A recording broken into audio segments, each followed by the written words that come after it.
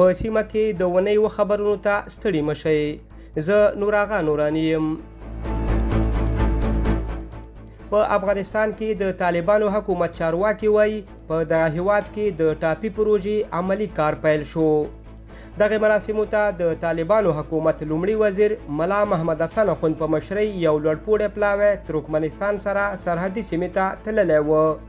د ملا حسن اخوند هرکلي ته د ترکمنستان د بهرنیو چارو وزیر رشید مرادوف او یو شمېر نور چارواکي ورغلي وو. دغه مراسمو ته د ازبکستان ملي مشر هم ورغلی و. په افغانستان کې د دغې پروژې کار له هرات ولایته پیل شوی چې له ترکمنستانه به د افغانستان له لارې پاکستان او هند ته د ګازو نللیکه وغځول شي.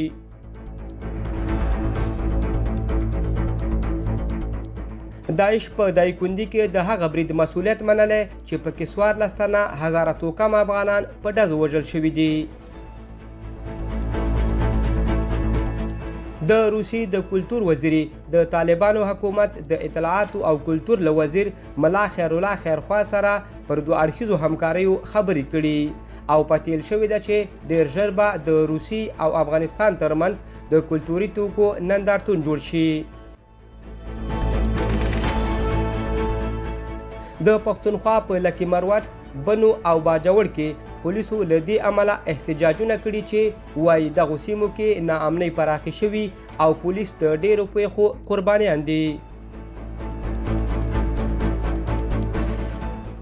د کندهار د اطلاعاتو او کلتور ریاست مسؤلینو د دغه ولایت په هوایي ډګر کې د یو شمېر تاریخي او هنري اثارو د قاچاقو د مخنیوي د نیول کېدو خبر ورکړی دی. د کندهار د اطلاعاتو او کلتور ریاست د هنر او کلتور امیر عبدالشکور سپاند وایي چې په احمدشاه بابا هوایي ډګر کې 11 قلمه تاریخي اثار داسې مهال نیول شوي چې د بهرانیانو لخوا بهر ته انتقالېدل.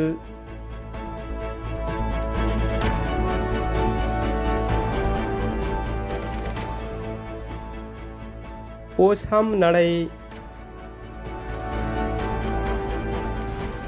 غزه کې پر یو ښوونځي د اسرائیلو برید کې د ملګرو ملتونو د 6 کارکونکو په ګډون 18 تنه وژل شوي چې د ملګرو ملتونو سرمنشي پرې سخت غبرګون ښودلی.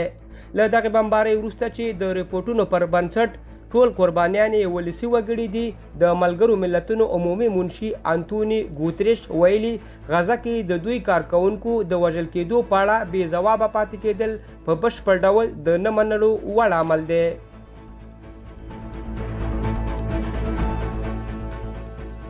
روسیه وایي 6 برتانوي ډیپلوماتان به د جاسوسۍ او تخریب په تور له هیواده وباسي.